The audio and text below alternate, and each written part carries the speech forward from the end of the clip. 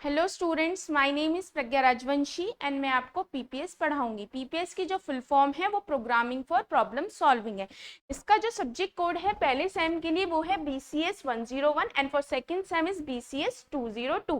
इस सब्जेक्ट में मेनली आप पढ़ेंगे कि व्हाट इज कंप्यूटर, कितनी तरह की मेमोरी होती है स्टार्टिंग के कुछ लेक्चर्स में। लेकिन ये जो सब्जेक्ट है वो मेनली फोकस करता है कि एक प्रोग्रामिंग लैंग्वेज पे सी, इसके बारे में आप कंप्लीट डिटेल जानेंगे। अगर आप इस सब्जेक्ट को बहुत ध्यान से पढ़ते हैं तो आपको बहुत ज़्यादा अच्छी कोडिंग आ जाएगी। एंड ऑफ कोर्स मैं आपको जितने भी एग्जाम से रिलेटेड जितने भी लास्ट 5 ईयर के क्वेश्चंस हैं वो सारे क्वेश्चंस मैं आपको इस सिलेबस में कवर कराऊंगी। ऑलमोस्ट सारे इंपॉर्टेंट टॉपिक्स आपके कवर होंगे एंड कोई भी टॉपिक आपका लीव नहीं होगा। एंड सेकेंडली आप अगर अच्छे मार्क्स लाएंगे तो ऑफकोर्स आपकी परसेंटेज अच्छी होगी। तो इन नटशेल हम कह सकते हैं कि ये एग्जाम ओरिएंटेड भी आपका कोर्स है और रिजल्ट ओरिएंटेड कोर्स है आपका। ठीक है, आज जो हमारा यूनिट 1 का टॉपिक आज जिसके बारे में आज लेक्चर 1 में हम पढ़ेंगे वो है introduction to component of computer system, जिसमें कि आज का जो हमारा टारगेट है वो है block diagram of computer. Computer के ब्लॉक डायग्राम का कंप्लीट डिटेल लेना। चलिए स्टार्ट करते हैं। जो यूनिट 1 है, यूनिट 1 का ये आपका टोटल सिलेबस है जिसको आप यूनिट 1 में कवर करेंगे। यूनिट 1 को हमने 3 सब टॉपिक्स में डिवाइड करा गया है। Introduction to component of computer system, idea of algorithms and third one is programming basic. जो introduction to component of computer system है इसमें आप थोड़ा सा बेसिक पढ़ेंगे कंप्यूटर का कि मेमोरी क्या होती है, प्रोसेसर्स क्या होते हैं, डिवाइसेस, इनपुट आउटपुट डिवाइसेस क्या होती हैं, storage, operating system, interpreter, linker, loader. बहुत सारे नाम को आपने कभी सुना नहीं होगा, लेकिन जैसे जैसे हम आगे पढ़ते जाएंगे हमें हर टॉपिक के बारे में कंप्लीट डिटेल पता लग जाएगी। सेकंड टॉपिक है आइडिया ऑफ एल्गोरिथम। इसमें हम पढ़ेंगे कि एल्गोरिथम होती क्या है, एल्गोरिथम को कैसे रिप्रेजेंट करते हैं, फ्लो चार्ट क्या होती है, सो ऑन।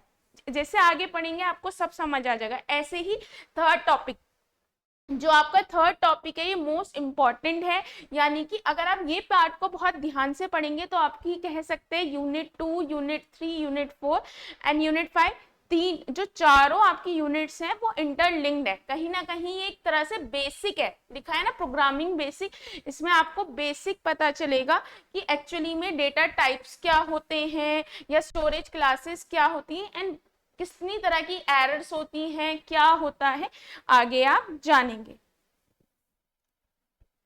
जो आपका बीटेक सेकंड सेम है इसमें आपके लिए बहुत सारे कोर्सेज अवेलेबल हैं। अगर आप गेटवे क्लासेस से अगर आप इंडिविजुअल बाय करना चाहते हैं तो मैथ सेकंड की ये प्राइस है, इलेक्ट्रिकल इलेक्ट्रॉनिक्स की ये प्राइस है। लेकिन अगर आप चाहते हैं कि आपको सारे कोर्सेज लेने हैं तो उसके लिए कॉम्बो पैक अवेलेबल है।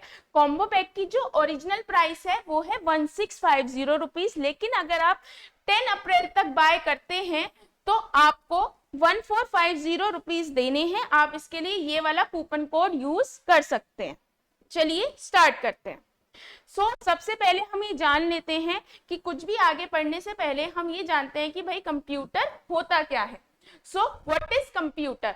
अ computer is an electronic device. Computer क्या होता है? इलेक्ट्रॉनिक डिवाइस है that take input from the user. जो इनपुट किससे लेता है? यूजर से इनपुट लेता है एंड उस जो इनपुट यूजर से उसने लिया है उसे वो प्रोसेस करता है। कैसे? Under the control of set of instruction. कुछ इंस्ट्रक्शन के अंडर जो आपने इनपुट दिया है उसको क्या करता है? ये प्रोसेस करता है एंड क्या करता है? जनरेट, आउटपुट जनरेट करता है। Let take an example. Suppose आपने क्या बोला, आपने कमांड दी Ctrl+P, कीबोर्ड से किसी फाइल को ओपन करने के लिए कमांड दी, तो वो इसको क्या करेगा? प्रोसेस करेगा। क्या आपने किसी, जैसे सपोज j.pdf फाइल है, अगर आपने उसको प्रिंट करने की कमांड दी तो ऐसा कभी हुआ है कि कोई और सी फाइल जो है प्रिंट हो गई हो? नहीं। तो आपने इनपुट क्या दिया था? Ctrl+P, किस फाइल को? j.pdf को प्रिंट करने की कमांड दी थी, तो वो फाइल प्रिंट होगी किससे? प्रिंटर से। तो वो क्या है? एक आउटपुट है। यानी कि कंप्यूटर जो भी आप इंस्ट्रक्शंस देते हैं उसको प्रोसेस करता है और उसका आउटपुट जनरेट कर देता है। इसके पास एक एबिलिटी होती है क्या, कि किसी भी चीज को स्टोर कर सकता है, रिट्राइव कर सकते हैं आप इसमें से, या किसी भी डेटा को आप प्रोसेस कर सकते हैं। जैसे कि सपोज मैंने कोई फाइल बनाई या आपने कोई वीडियो कहीं से डाउनलोड की, क्या आप उसे कंप्यूटर में सेव नहीं कर सकते? कर सकते हैं। आप वर्ड पे कोई फाइल बनाए, उसमें क्या एडिटिंग नहीं कर सकते? एडिटिंग कर सकते हैं। उसी को क्या कहते हैं? प्रोसेस करते हैं। या आज आपने कोई फाइल बनाई है, उस फाइल को क्या आप अगले दिन या 4 दिन बाद या 5 दिन बाद क्या आप उसे ओपन करके जिस भी फोल्डर में आपने सेव की थी, क्या वहां पे वो मिलेगी? नहीं, ऑफ कोर्स मिलेगी। यानी कि आप उस डेटा को रिट्राइव भी कर सकते हैं। Computer is made up of multiple part. जो कंप्यूटर होता है वो बहुत सारे पार्ट से मिलके बना होता है, एंड कंपोनेंट से, पार्ट्स और कंपोनेंट से मिलके बना होता है, जो क्या करता है? फैसिलिटेट का मतलब होता है प्रोवाइड करना। क्या? फंक्शनैलिटी। आपको ये बहुत सारी फंक्शनैलिटी प्रोवाइड करता है, जैसे कि आप वीडियोस देखते हैं, वर्ड फाइल पे कुछ एडिटिंग करते हैं, आप कोई गाना सुन सकते हैं वीडियो प्लेयर से, आप गेम्स खेल सकते हैं, तो आपको बहुत सारे फंक्शंस प्रोवाइड करता है ये। A computer has 2 primary categories. Computer को बहुत सारे पार्ट्स होते हैं, पर मेनली हमने इसे 2 पार्ट्स में डिवाइड करा हुआ है। पहला पार्ट क्या होता है? हार्डवेयर, और दूसरा पार्ट क्या होता है? सॉफ्टवेयर। सो हार्डवेयर क्या होता है? हार्डवेयर एक फिजिकल स्ट्रक्चर होता है that houses a computers, processors, memory, storage, communication ports and peripheral devices. So hardware क्या है? एक तरह का फिजिकल स्ट्रक्चर है। हाउस मतलब एक तरह से शेल्टर प्रोवाइड करता है, किसको? आपके सीपीयू को। प्रोसेसर को सीपीयू तो कहते हैं। आपकी मेमोरीज को, प्राइमरी, सेकेंडरी, रैम, रोम, इन मेमोरीज को, कोई कम्युनिकेशन पोर्ट हो, कोई पेरिफेरल डिवाइस हो, उन सबको एक शेल्टर प्रोवाइड करता है। जबकि सॉफ्टवेयर क्या होता है? सॉफ्टवेयर कोई भी इंटेंजिबल चीज है जिसको आप टच नहीं कर सकते, लेकिन आपके कंप्यूटर को चलने में, प्रॉपर वर्क करने में ये बहुत हेल्पफुल होती है। जैसे कि one of them is operating system, या बहुत सारी सॉफ्टवेयर एप्लीकेशन। देखिए, ऑपरेटिंग सिस्टम के बारे में तो शायद अभी आपको नॉलेज ना हो, लेकिन आप एक चीज बताओ, क्या आपके फोन में एक फेसबुक है? फेसबुक एक ऐप है जिससे आप क्या कर रहे हैं कि भाई अपना कोई भी फेसबुक पे आप सोशल मीडिया पे जा रहे हैं, या इंस्टाग्राम है, या वर्ड प्रोसेसर है, पावर पॉइंट है, ये सारी क्या है? एक तरह से सॉफ्टवेयर ही तो है। कुछ सॉफ्टवेयर सिस्टम सॉफ्टवेयर होते हैं जो आप आगे पढ़ेंगे, कुछ होते हैं एप्लीकेशन सॉफ्टवेयर। तो सॉफ्टवेयर ऐसे समझ लीजिए एक ऐसी चीज है जो कंप्यूटर को चलने में मदद करती है और उसे आप टच नहीं कर सकते। अब किस किस तरह की होती है वो हम आगे पढ़ेंगे। चलिए देखिए, जो आपको सबसे पहले देखो, ये क्वेश्चन आपको दिख रहा है, what is digital computer and also explain the block diagram of digital computer in detail. या तो ये क्वेश्चन, या डिस्कस या इलस्ट्रेट, दोनों का मीनिंग सेम ही है। कई बार डिस्कस आ जाता है, कई बार इलस्ट्रेट आ जाता है। The major component of a digital computer with a suitable block diagram and also discuss the function of these component. देखिए, या तो इस तरह से क्वेश्चन आता है या इस तरह से क्वेश्चन आता है। ये क्वेश्चन जो है मोस्ट इंपॉर्टेंट है, ये हर साल आता है। देखिए, आपको दिख रहा होगा 22-23 में भी आया हुआ है, 21-22, 19-20, 17-18, ऐसे ही कई सालों से ये आता ही जाता है।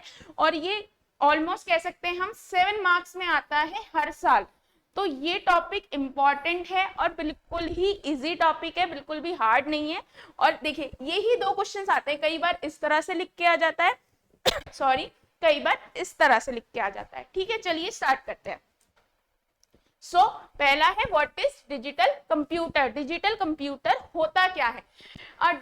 Digital computer are the computer system. ये भी क्या होते हैं? एक तरह के कंप्यूटर सिस्टम ही होते हैं which uses the binary number system. जो किसको यूज करते हैं? बाइनरी नंबर सिस्टम को। बाइनरी को समझिए, बाई मीन्स 2, यानी कि जिनकी दुनिया 0 और 1 पे ही डिपेंड करती है।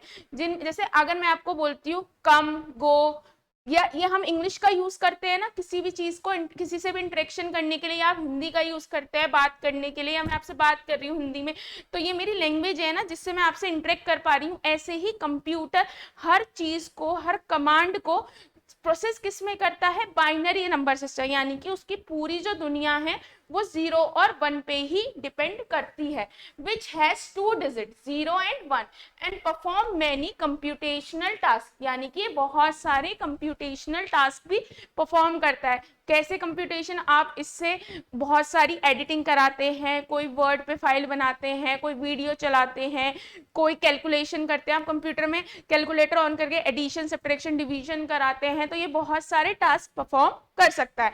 जो नॉर्मली डिजिटल कंप्यूटर होते हैं उनमें 5 बेसिक मेन कह सकते हैं, फंक्शंस कह सकते हैं, या टास्क, मेनली आप टास्क बोलिए, 5 बेसिक टास्क हैं जो हर एक डिजिटल कंप्यूटर जो है परफॉर्म करता ही है। पहला है इनपुटिंग, दूसरा है स्टोरिंग, तीसरा है प्रोसेसिंग, चौथा है आउटपुटिंग और ये है कंट्रोलिंग। जरूरी नहीं है कि हर कह सकते हैं हर टास्क में सारे ही ऑपरेशंस परफॉर्म हो, लेकिन ये टास्क हैं जो ये परफॉर्म करता है।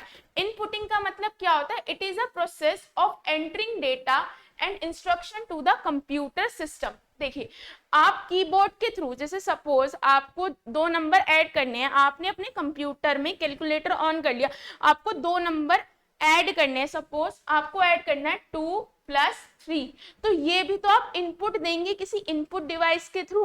क्या ऐसा हो सकता है कि 5 आउटपुट आ जाए बिना आपके इनपुट दिए? यानी कि इनपुट तो आपको देना पड़ेगा किसी इनपुट डिवाइस से। तो नॉर्मली इनपुटिंग एक ऐसा प्रोसेस है जिसमें आप इनपुट देते हैं कोई भी इनपुट। तो आपने कीबोर्ड के थ्रू क्या इनपुट दिया? 2 3, और क्या इंस्ट्रक्शन है कि आपको 2 और 3 को क्या करना है? ऐड करना है। अब देखो, स्टोरिंग क्या होती है? Data and instruction are stored for either initial or additional processing.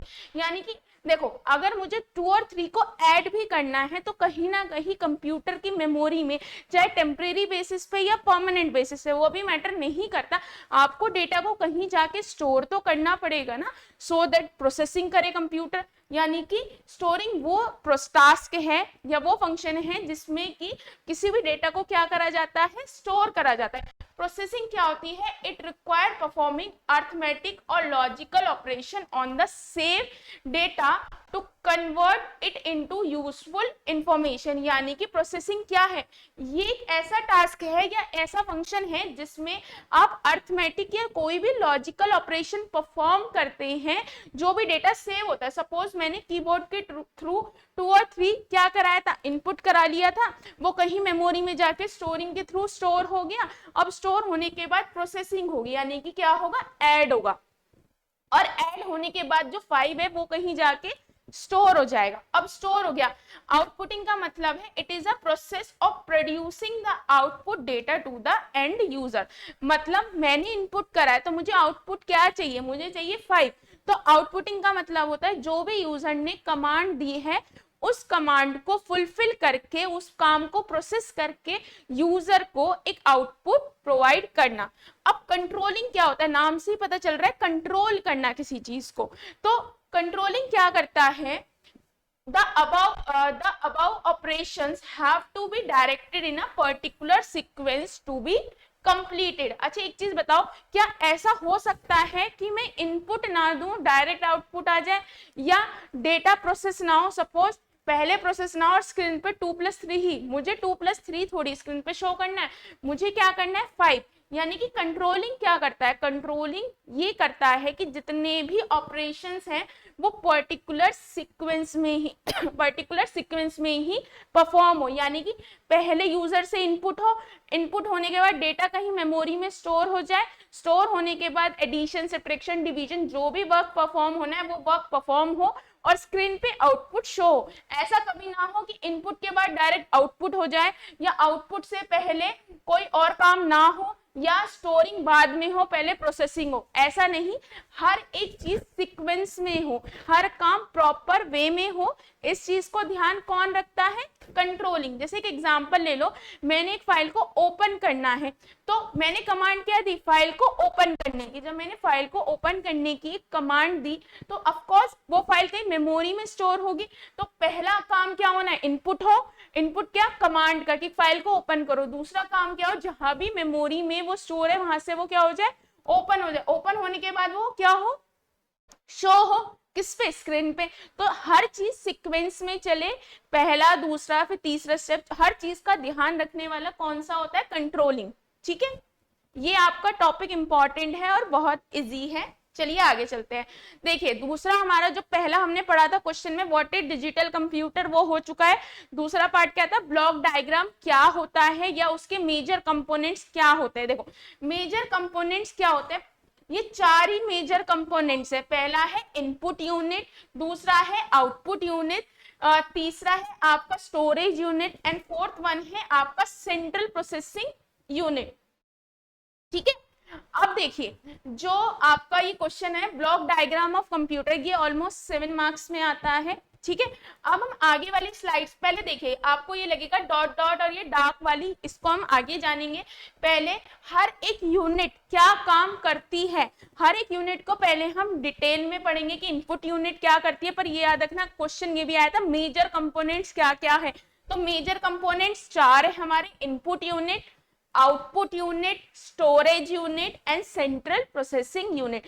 और हर एक यूनिट का अगर हमें फंक्शन डिफाइन करना है वो हम आगे पढ़ेंगे। ठीक है, देखिए मैं आपको एक बार रिवाइज में दिखा देती हूँ। क्वेश्चन ये लिखा था ना, major component of digital computer, वो क्या थे, चार, input, output, central processing unit and storage, और विद सुटेबल ब्लॉक डायग्राम, वो मैंने आपको ब्लॉक डायग्राम दिखाई दिया है। एंड दूसरा क्या है, फंक्शन। अब हर एक यूनिट, जो चार यूनिट है मेजर कंपोनेंट है, हर उसके हमें क्या बताने हैं कि उनकी वर्किंग क्या है।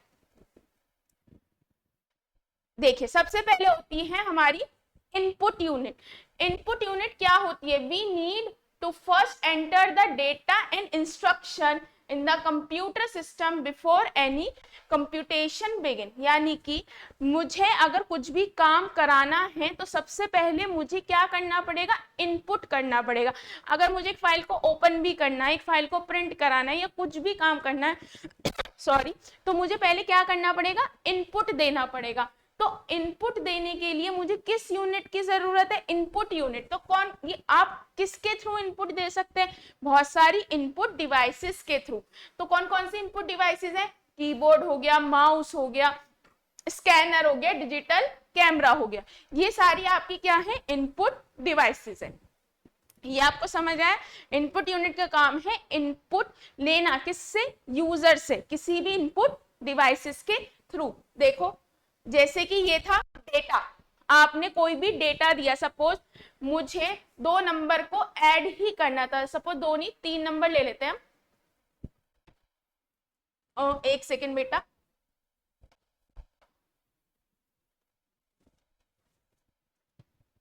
कोई नहीं, इसे आप इस पे ध्यान में दीजिए। अगर आपको 2 नंबर को एक सेकेंड 2 नंबर को आपको अगर इनपुट लेना है 2 + 3, तो आप इनपुट यूनिट यानी कि कीबोर्ड के थ्रू ही तो आप इनपुट लेंगे।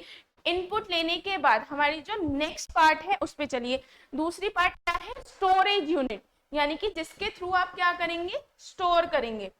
The data and instruction that are entered have to be stored in a computer system, यानी कि जो भी डेटा और इंस्ट्रक्शंस आपने दिए हैं उनको क्या होना होगा, उन्हें कहीं पे मेमोरी में जाके क्या होना होगा, स्टोर होना होगा। ठीक है, similarly the end result and the intermediate result also have to be stored somewhere before begin pass to the output unit. यानी कि अच्छा देखो, सपोज मैंने 2 + 3 + 5, ये सारा एक डेटा है जो मैंने किसके थ्रू इनपुट किया, ये मैंने इनपुट किया इनपुट यूनिट के थ्रू। तो कहीं ना कहीं, अभी आप ये मत देखिए कौन सी मेमोरी, ये कहीं मेमोरी में जाकर 2, 3, 5 प्लस ये कहीं जाके मेमोरी में स्टोर हो गया। ठीक है, ये कहीं भी डेटा, अब देखो पहले 2 + 3 परफॉर्म होगा, तो ये जब 2 + 3 परफॉर्म होगा तो 2 + 3 कितना हुआ, 5 हुआ, तो ये भी कहीं मेमोरी में जाके स्टोर होगा। अब 5 + 5 कितना होगा, आपका 10 होगा, ये भी कहीं मेमोरी में जाके स्टोर होगा। तो जितना भी डेटा है वो कहाँ स्टोर होगा, मेमोरी में स्टोर होगा। चाहे वो ये क्या था, अच्छा 2 + 3 5, ये फाइनल रिजल्ट था, इंटरमीडिएट रिजल्ट था, ये आपका क्या था, इंटरमीडिएट रिजल्ट, तो ये भी मेमोरी में जाके स्टोर होगा, या फाइनल रिजल्ट होगा वो भी मेमोरी में ही जाके स्टोर होगा। तो यही कहना चाह रहा है कि कोई भी डेटा हो, चाहे वो फाइनल रिजल्ट हो या इंटरमीडिएट रिजल्ट है, उसे कहीं ना कहीं आउटपुट यूनिट में जाने से पहले मेमोरी में स्टोर होना ही होगा। The storage unit provide the solution of all this issue. ये जितने भी इश्यूज है कि भाई मेमोरी में कहाँ पे स्टोर होगा, ये अभी आप आगे देखेंगे कि प्राइमरी में स्टोर होता है सेकेंडरी में। अभी ये है कि जितना भी आपका डेटा होता है वो स्टोरेज यूनिट में स्टोर हो जाता है। ये जितनी भी इश्यूज है कि इंटरमीडिएट रिजल्ट कहाँ स्टोर हो, फाइनल रिजल्ट कहाँ स्टोर हो, वो सबका जो सॉल्यूशन है वो स्टोरेज यूनिट प्रोवाइड करता है। This storage unit is also design to save the initial data, intermediate result and final result. देखो इनिशियल डेटा क्या था हमारा 2, 3, 5 and plus plus. Intermediate result क्या था 2 + 3 5 + 5, ये आपका इंटरमीडिएट रिजल्ट था। फाइनल रिजल्ट क्या है 10, यानी कि तीनों तरह के डेटा को स्टोर करता है। ठीक है, अब आगे आती है, अब देखो हमारी जो स्टोरेज यूनिट है वो दो तरह की होती है, एक तो प्राइमरी स्टोरेज और एक होती है सेकेंडरी स्टोरेज। प्राइमरी स्टोरेज क्या होती है, प्राइमरी स्टोरेज होती है एक तरह का, इसका दूसरा नाम क्या है, main memory of the computer. यानी कि जितना भी डेटा, जब भी सीपीयू को कोई भी काम प्रोसेस करना होता है या कोई भी वर्क करना होता है तो सीपीयू जो है कहाँ से डेटा उठाता है, मेन मेमोरी से या प्राइमरी स्टोरेज से। यानी कि जब मैंने 2 + 3 + 5 बोला था कि ये डेटा आपने इनपुट किया है कीबोर्ड के थ्रू, तो ये कहाँ जाके स्टोर हुआ होगा, मेन मेमोरी में। आपकी जो कंप्यूटर की मेन मेमोरी है वहां जाके स्टोर हो गया था। It is a computer memory that a processor और कंप्यूटर एक्सेस फर्स्ट और डायरेक्टली। यानी कि ये वो मेमोरी है जिसको आपका प्रोसेसर यानी कि सीपीयू सबसे पहले एक्सेस करता है, या कह सकते हैं जिस मेमोरी को ये सिर्फ एक्सेस कर सकता है। यानी कि सीपीयू के लिए सेकेंडरी मेमोरी की कोई एग्जिस्टेंस नहीं होती है। अगर किसी भी डेटा को इसको एक्सेस करना है तो वो कहाँ से एक्सेस करेगा, प्राइमरी स्टोरेज से। It allow a processor to access running execution application and are temporary services that are stored in a specific memory location। ये अलाउ करता है, यानी कि प्राइमरी स्टोरेज अलाउ करती है प्रोसेसर को कि वो एक्सेस कर सके किसी रनिंग एग्जीक्यूशन एप्लीकेशन, यानी कि जो करंटली एप्लीकेशन रन कर रही है उसके डेटा को एक्सेस कर सके, एंड और टेम्परेरी सर्विसेज, या वो सर्विसेज जो टेम्परेरी ही आपके लिए अवेलेबल है, वो किसी स्पेसिफिक लोकेशन पे स्टोर है, उनको भी ये एक्सेस करने के लिए अलाउ करती है। किसको, सीपीयू को। जो आपकी प्राइमरी मेमोरी होती है वो मेनली दो पार्ट्स में further divided, RAM and ROM. RAM का जो फुल फॉर्म है, रैम की जो फुल फॉर्म है वो है रैंडम एक्सेस मेमोरी, और रोम की जो फुल फॉर्म होती है वो रीड ओनली मेमोरी है। ठीक है, जो रैम होती है वो वॉलेटाइल इन नेचर होती है, और जो रोम होती है वो नॉन वॉलेटाइल, मतलब कोई चीज उड़ जाना, हवा में उड़ जाने वाली। ठीक है, तो उसको बोलते हैं रैम। रोम होती है जो नॉन वॉलेटाइल, यानी कि जिसमें से डेटा कभी नहीं जाएगा, कभी नहीं, मतलब आपने जो भी डेटा इसमें स्टोर कर दिया वो किस में स्टोर हो जाएगा, रोम में। और रैम में क्या है कि आपने जो डेटा स्टोर किया है वो तब तक ही है जब तक आपने कंप्यूटर को पावर सप्लाई दी है। ठीक है, अब जो हमारी दूसरी है वो है सेकेंडरी स्टोरेज। सेकेंडरी स्टोरेज का जो दूसरा नाम है, देखिए रैम रोम की हम फर्दर डिटेल पढ़ेंगे, पर यहाँ इसमें इतना लिखने की जरूरत नहीं है। जो रैम रोम है वो टेबुलर फॉर्मेट में मैं आपको आगे पढ़ाऊंगी, क्योंकि ये सिर्फ 2 मार्क्स में आता है, कई बार रैम रोम में डिफरेंस, तो मैं आपको आगे पढ़ाऊंगी। यहाँ पर आपको अगर आता है इस क्वेश्चन में, आपको इतना ही लिखना है कि 2 टाइप की होती है, रैम एंड रोम। आगे मैं आपको रैम एंड रोम की पूरी डिटेल्स बताऊंगी। सो सेकेंड तरह की स्टोरेज है हमारी, वो क्या है, सेकेंडरी स्टोरेज। इसका दूसरा नाम क्या है, ऑक्सिलरी स्टोरेज।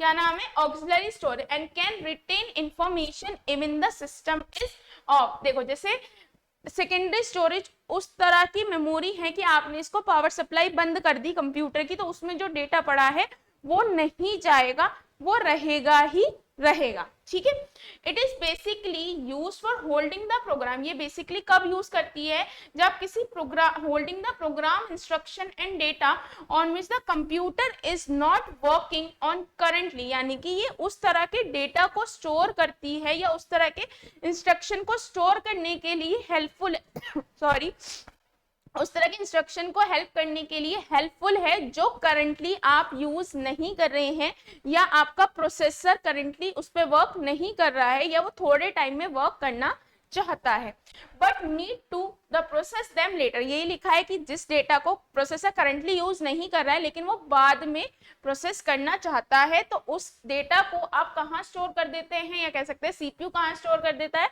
सेकेंडरी स्टोरेज में। हमारा जो नेक्स्ट यूनिट है वो क्या है, सेंट्रल प्रोसेसिंग यूनिट। इसका दूसरा नाम क्या है, CPU. Central processing unit has major two component. जो सीपीयू है उसको देखो, मैं आपको दिखाती हूँ।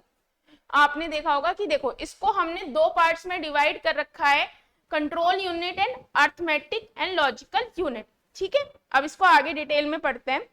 तो आपकी जो सीपीयू है वो मेजर टू कंपोनेंट्स में डिवाइड होती है, ALU and second one is CU. ALU की फुल फॉर्म है arithmetic logical unit and CU की फॉर्म है control unit.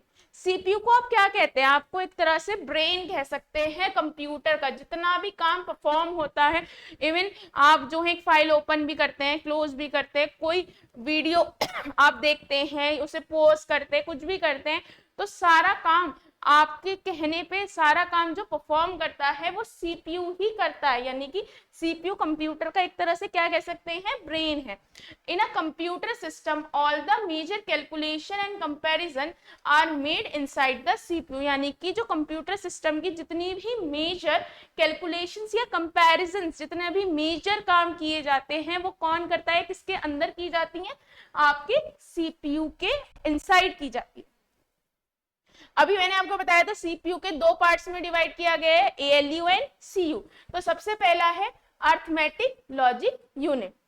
The actual execution of the instruction like arithmetic and logical operation are take place over here. यानी कि जितनी भी actual calculations होती है, जैसे 2 + 3 × 5, 4 × 5 + 6, या जितनी भी कैलकुलेशंस होती हैं किस किस तरह की, अर्थमेटिक या लॉजिकल, ये जितनी भी तरह की जो भी एक्चुअल कैलकुलेशंस होती हैं वो किसके अंडर की जाती हैं, ये किस कह सकते हैं सीपीयू के कौन से पार्ट के अंदर की जाती है। देखो दो पार्ट होते हैं ना, सीयू एंड एएलयू, तो कौन से पार्ट के अंदर की जाती है, एएलयू वाले पार्ट के अंदर ये काम किया जाता है। मतलब जितनी भी 2 + 3, 4 + 5, 7 जितनी भी, या फिर लॉजिकल एंड, लॉजिकल और, इसे आप आगे ऑपरेटर्स में पढ़ेंगे, वो सारी कैलकुलेशन एएलयू के अंडर की जाती है।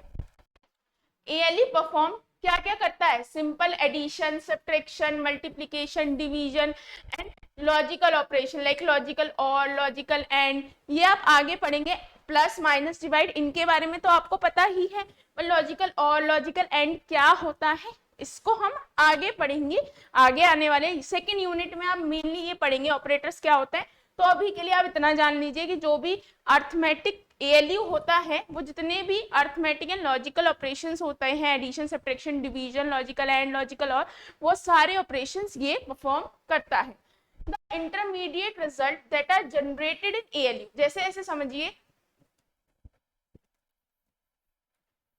एक एग्जांपल ले लेते हैं, जैसे कि 2 + 3 ×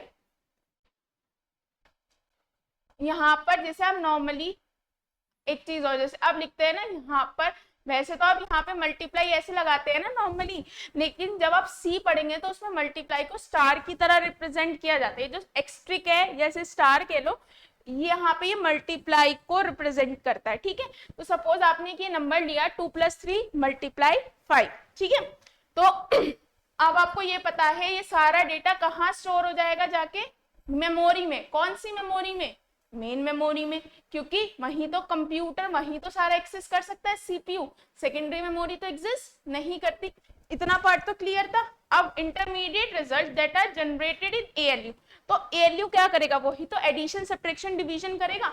तो सबसे पहले आपको पता है बोर्ड मास, तो पहले मल्टीप्लाई परफॉर्म होगा, प्लस तो बाद में होगा। तो सपोज ये एएलयू है, एएलयू एक पर्सन मान लो, या एक तरह से ये एएलयू है, इसने सबसे पहले क्या पिक करेगा, 3 और 5, 3 और 5 पिक करेगा और क्या परफॉर्म करेगा, मल्टीप्लाई, और क्या आ जाएगा, 5 × 3 = 15। The intermediate result that are generated in ALU are temporarily transferred to the primary storage. यानी कि जो टेम्परेरी रिजल्ट है, क्योंकि फाइनल रिजल्ट क्या आएगा, 5 × 3 = 15 + 2 17 तो फाइनल रिजल्ट है। पर ये जो इतना पार्ट है, ये कौन सा पार्ट है, ये आपका इंटरमीडिएट रिजल्ट है। तो जो इंटरमीडिएट रिजल्ट है वो भी कहाँ स्टोर होगा, एएलयू जब इतना काम परफॉर्म कर लेगा तो बैक एएलयू में जो डेटा आएगा, एएलयू से जो डेटा आएगा यानी कि 15, वो कहाँ जाके स्टोर हो जाएगा, आपका प्राइमरी स्टोरेज में। ठीक है, until need it later, यानी कि वो स्टोर जब तक रहेगा जब तक एएलयू को नीड है। अगर उसे आगे कभी नीड पड़े तो टेम्परेरी हाँ डेटा स्टोर रहेगा। Hence the data may move from primary storage to ALU, यानी कि ऐसा समझिए कि अब उसने 15 स्टोर कर दिया। जब वो 15 स्टोर कर चुका है, 15 के बाद उसे क्या करना है, तो वो क्या पिक करेगा, एएलयू 15 पिक करेगा और 2 इसे पिक करेगा, इसे पिक करेगा और इसको पिक करेगा। पिक करने के बाद वो कितना है 17, 17 कहाँ स्टोर हो जाएगा, मेन मेमोरी में जाके, यानी कि प्राइमरी स्टोरेज में जाके 17 स्टोर हो जाएगा। 17 स्टोर होने के बाद क्या होगा, कुछ भी नहीं, अब वो स्टोर रहेगा जब तक उस आउटपुट यूनिट उस डेटा को पिक करके स्क्रीन पे क्या ना कर दे, शो कर दे। ठीक है, यही यहाँ लिखा हुआ है, एक बार बोल देती हूँ, intermediate result that are generated ALU are temporary transfer back to primary storage until needed later. Hence the data may move from primary storage to ALU and back again to storage many time before the processing done. यानी कि जो data है वो primary memory से ALU में और ALU से primary memory में आता जाता रहता है जब तक आपका फाइनल आउटपुट नहीं मिल जाता। क्योंकि भाई देखो, वो एक साथ तो सारे ऑपरेशन परफॉर्म नहीं कर सकता। सपोज ऐसे समझो यहाँ ये इतनी बड़ी कैलकुलेशन होती तो क्या वो एक बार में लेता, नहीं, पहले ये पिक कर लिया, फिर ये पिक कर लिया, फिर उसके बाद जो आउटपुट आया इसे पिक कर लिया। तो डेटा कहाँ से उठता रहेगा, प्राइमरी से एएलयू में, एएलयू से प्राइमरी में। अब उसके बाद दूसरी यूनिट क्या आती है आपकी, control unit. This unit control this एक सेकेंड बेटा, this unit control the operation of all part of the computer system but does not carry out any actual data processing। जो कंट्रोल यूनिट है, control से ही पता चल रहा है कि हर पार्ट को क्या करती है, कंट्रोल करती है, यानी कि सारा काम सही से हो। यानी कि जैसे इनपुट यूनिट ने, सपोज इनपुट यूनिट कीबोर्ड से जो भी डेटा ले उसे स्टोरेज में, प्राइमरी मेमोरी में स्टोर करे। अगर कुछ ऐसे समझो कोई एडिशन सब्ट्रैक्शन होना है तो वहां से डेटा एएलयू में जाए, एएलयू का जो इंटरमीडिएट रिजल्ट है वो दोबारा से प्राइमरी में स्टोर हो जाए। ये जितना भी वर्क है वो सही तरीके से वर्क हो, यानी कि everything will be control in a right manner. वो चीज का ध्यान कौन रखता है, कंट्रोल यूनिट रखती है। It manage and coordinate all unit of the system, यानी कि जितनी भी यूनिट्स हैं, कितनी यूनिट्स थी आपकी, इनपुट यूनिट, आउटपुट यूनिट और क्या थी, स्टोरेज यूनिट या सीपीयू, यानी कि जितनी भी यूनिट्स हैं उन सब को कोऑर्डिनेट करता है और मैनेज करता है कौन, control unit. It also communicate with input and output devices, यानी कि जितनी भी इनपुट आउटपुट डिवाइसेस हैं उनसे कम्युनिकेट कौन करता है। सपोज मैंने कंट्रोल प्लस पी की कमांड दी तो control plus P control unit वहां से पिक करेगी, अच्छा इसने ये वाली पीडीएफ के लिए कंट्रोल प्लस पी की कमांड दी है तो यानी कि प्रिंटर को एक्टिवेट करो सो दैट प्रिंटर क्या करे, इस ये जो भी पर्टिकुलर फाइल है उसे क्या करे, प्रिंट करे। तो इस चीज का ध्यान रखने वाला कौन है, कंट्रोल यूनिट, यानी कि कम्युनिकेट करता है ये इनपुट आउटपुट डिवाइसेस से for transfer of data and result from the storage unit. ठीक है, नेक्स्ट यूनिट है आपकी आउटपुट यूनिट। जो आउटपुट यूनिट है वो एक्सेप्ट करती है result produce by the computer in a coded form. देखो आपको पता है जो हमारा कंप्यूटर है वो किस पे वर्क करता है, 0 एंड 1 पे वर्क करता है। अच्छा मैं आपसे बोलूं बेटा व्हाट्स योर नेम, या आप क्या कर रहे हैं, यानी Hindi English you are use to with, या आप किसी और से कन्नड़ इसमें आप यूज टू, क्या मैं आपसे बोलूं कि बेटा 0 0 0 then you have to do 1 1 1 then 1 0 1 0, पहले तो आप ये बोलोगे कि इनका मतलब क्या है ना, आप इस चीज के लिए यूज टू नहीं है। तो आउट पर इस चीज के लिए यूज टू कौन है, इस चीज के लिए यूज टू कौन है, इस चीज के लिए यूज टू है आपका कंप्यूटर। कंप्यूटर किस पे वर्क करता है, 0 1 में, 1 0 0 1 इन चीजों पे। तो जो आउटपुट यूनिट है वो रिजल्ट को एक्सेप्ट करती है जो कि कंप्यूटर जनरेट करता है किस फॉर्म में, कोडेड फॉर्म में। कोडेड फॉर्म क्या है, 0110। क्या आपको सपोज ये जो लिखा हुआ है ये इंग्लिश में लिखा, अगर ये ऐसे लिखा हो 01100, क्या आपको समझ आएगा? नहीं आएगा, आप समझ ही नहीं पाएंगे। इवन मैं भी पढ़ के नहीं समझा पाऊंगी क्योंकि मैं यूज टू नहीं हूँ। तो आउटपुट यूनिट का काम क्या है, उस डेटा को एक्सेप्ट करना और कन्वर्ट करना उस कोडेड फॉर्म को ह्यूमन रीडेबल फॉर्म में, यानी कि उस फॉर्म में कन्वर्ट करना, यानी कि 0001 को कन्वर्ट करना किसमें, इंग्लिश में या हिंदी में। अब वो किसी चीज की हेल्प से होता है, यानी कि अच्छा एक चीज बताओ, अगर आप हिंदी से, अगर सपोज मुझको हिंदी आती है और किसी सामने वाले को इंग्लिश आती है, मुझे किसी के साथ कम्युनिकेट करना है तो मुझे किसी ट्रांसलेटर की नीड होगी ना, जो कम्युनिकेट करने में मदद करे, हेल्प करे। तो ऐसे ही यहाँ पर भी बीच में कोई ट्रांसलेटर होते हैं जो कोडेड फॉर्म होती है, यानी कि वो फॉर्म जिसमें कंप्यूटर समझ सकता है, उसको हमारे फॉर्मेट में कन्वर्ट करने में आउटपुट यूनिट के पास में एक ट्रांसलेटर लगे होते हैं। वो कौन कौन से होते हैं वो हम आगे पढ़ेंगे, ठीक है। फाइनली एक तो कन्वर्ट करता है, देखो 3 काम है। पहला काम तो बता दिया कि भाई डेटा को लेना जो कंप्यूटर दे रहा है कोडेड फॉर्म में, और उसे किस में कन्वर्ट करना, रीडेबल फॉर्म में, दूसरा काम। तीसरा क्या है, finally it display the converted result to outside world, यानी कि जो भी उसने डेटा को कन्वर्ट कर दिया किस फॉर्म में, ह्यूमन रीडेबल फॉर्म में, उसे किसको शो करना, हमको। यानी कि कहाँ पे शो करेगा, किसी भी आउटपुट डिवाइस पे, कीबोर्ड पे क्या करना, शो करना with the help of output devices, किसी भी आउटपुट डिवाइस की हेल्प से। आउटपुट डिवाइसेस क्या होती है, आपकी मॉनिटर हो गई, प्रिंटर हो गए, प्रोजेक्टर्स हो गए। आपने सपोज कोई एडिशन सब्ट्रैक्शन कराया है, कोई फाइल ओपन करनी तो मॉनिटर के थ्रू शो हो जाएगा।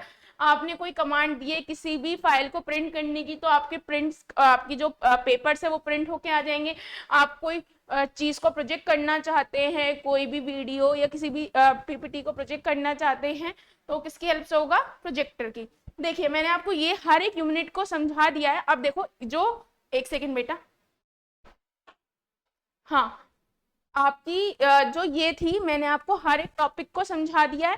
तो अब आपको वो समझाती हूँ कि कैसे वर्क हुआ है यहाँ पे। देखो सपोज आपका डेटा था 2 + 3 + 5, ठीक है। ये डेटा, ये है डेटा, ये किसके थ्रू आपने पास किया, इनपुट यूनिट। इनपुट यूनिट क्या, कोई कीबोर्ड हो गई, कोई माउस हो गया, इसके थ्रू आपने क्या कर दिया, इनपुट कर दिया। अब वो डेटा कहाँ जाकर स्टोर होगा, हमारे पास 2 तरह की स्टोरेज है, एक तो प्राइमरी स्टोरेज है और सेकेंडरी स्टोरेज है। अब एक चीज बताओ, हो सकता, देखो प्राइमरी स्टोरेज जो है छोटी स्टोरेज होती है, छोटा स्पेस होता है। तो अगर आपका बहुत बड़ा डेटा है और प्राइमरी मेमोरी में डेटा अवेलेबल नहीं है, तो वो जाके सेकेंडरी स्टोरेज में स्टोर हो जाएगा, और जब भी सीपीयू को नीड होगी उस उस डेटा की, तो वो प्राइमरी में पिक कर लेगा, ठीक है, वो प्राइमरी में डेटा को ले आएगा। लेकिन अगर डेटा छोटा है और ज्यादा बड़ा नहीं है, और इसी की वजह से यहाँ पर ये एरो बने हुए हैं कि जो डेटा है वो प्राइमरी से सेकेंडरी और सेकेंडरी से प्राइमरी में आता जाता रहेगा। डिपेंड करता है कि प्राइमरी मेमोरी आपकी छोटी सी है, सेकेंडरी बड़ी है। तो अगर कोई बहुत बड़ा डेटा है और करंटली सीपीयू किसी और डेटा पे वर्क कर रहा है, तो वो उस डेटा को सेकेंडरी में डाल देगा, जब उसे नीड होगी तो सेकेंडरी से डेटा को कहाँ ले आएगा, प्राइमरी में, ठीक है।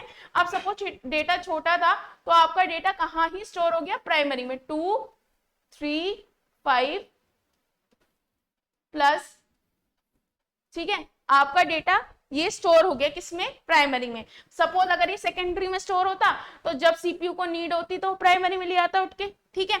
अब ये डेटा आ गया, कंट्रोल यूनिट का काम क्या है, देखो ये जो लाइन है ये डेटा के फ्लो के लिए है, यानी कि डेटा क्या था, 2 + 3 + 5।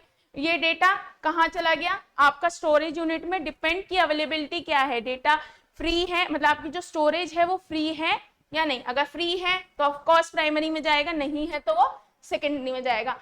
अब इसके बाद देखो जो कंट्रोल यूनिट है, कंट्रोल यूनिट के आगे आपको दिख रही है ना ऐसे ऐसे करके डॉटेड लाइन, यानी कि हर चीज कंट्रोल होगी। कंट्रोल यूनिट का काम क्या है, इनपुट यूनिट, स्टोरेज यूनिट और आउटपुट यूनिट को कंट्रोल करना कि यूजर ने जो इनपुट लिया है, कीबोर्ड के थ्रू, वो स्टोरेज में जाके स्टोर हो जाए। और जब जो भी उसने इनपुट दिया है, जो भी वो काम कराना चाहता है, जब वो काम कंप्लीट हो जाए, उसके बाद डेटा वो कहाँ शो हो जाए, आउटपुट यूनिट पे। ये तो आपको पता है। इसकी वजह से ये जो डॉटेड लाइन है ये यही रिप्रेजेंट कर रही है कि आपका जितना भी वर्क है वो हर चीज सही से कंट्रोल हो। ठीक है, ये वाली यूनिट समझ आ गई, ये समझ आ गई। और देखिए अब मैंने आपको बताया था अर्थमेटिक एंड लॉजिकल यूनिट, ये ही एक्चुअल कैलकुलेशन करेगी। सपोज एएलयू ने ये डेटा उठाया 2+3, ये आपका डेटा उठा लिया, ये आपकी एक तरह से इंस्ट्रक्शन ही तो है कि दो नंबर को क्या करना है, ऐड। अब उसने ऐड करने के बाद कितना आया, 5। देखो ये जो एरो दिख रही है ना ये वाली, ये क्या कह रहा है, अर्थमेटिक से डेटा स्टोरेज यूनिट में जाएगा, स्टोरेज यूनिट से डेटा एएलयू में आएगा। अब देखो वो जो 2+3 है वो कहां से पिक करेगा, प्राइमरी स्टोरेज से डेटा को पिक करेगा। उसने प्राइमरी स्टोरेज से डेटा को पिक किया, पिक करने के बाद क्या आ गया, 5। अब उसने एडिशन करके, क्या ये फाइनल रिजल्ट है, नहीं ये क्या है, इंटरमीडिएट रिजल्ट है। तो उसने जब 5 ऐड कर लिया तो उसके बाद वो कहां डाल देगा, दोबारा से डेटा को स्टोरेज को दे देगा और 5 आ जाएगा। अब उसके बाद क्या ये फाइनल था, नहीं, तो उसके बाद वो फिर से क्या पिक करेगा, 5, और जो ये रिजल्ट था 5, ये कितना आया, 10 आया। 10 आने के बाद वो एएलयू फिर से डेटा को कहां भेज देगा, प्राइमरी स्टोरेज में। तो प्राइमरी स्टोरेज में डेटा क्या हो गया, 10 स्टोर हो गया। ठीक है, अब ये डेटा स्टोर हो गया, इसी की वजह से ये एरो थी, क्योंकि डेटा और इंफॉर्मेशन जो भी है आपकी यहां से यहां ट्रांसफर होती जाएंगी। जब आपका डेटा ट्रांसफर हो गया, देन इसके बाद आपका जो भी फाइनल रिजल्ट था वो कहां शो हो जाएगा, आउटपुट यूनिट में शो हो जाएगा। आपकी आउटपुट यूनिट में जो भी डेटा स्टोर होगा, सपोज ये है 10, तो आपकी स्क्रीन पे 10 शो हो जाएगा। इसको हम क्या कहते हैं, इंफॉर्मेशन। ठीक है, ये है आपका ब्लॉक डायग्राम, और ये होती है कंट्रोल यूनिट, यानी कि ये होती है आपकी कंट्रोल यूनिट, ये होते हैं कंट्रोल लाइंस, यानी कि कंट्रोल फ्लो, आपका कंट्रोल कैसे हो रहा है। और जो डार्क लाइन है वो रिप्रेजेंट करती है आपका डेटा का फ्लो कैसे हो रहा है।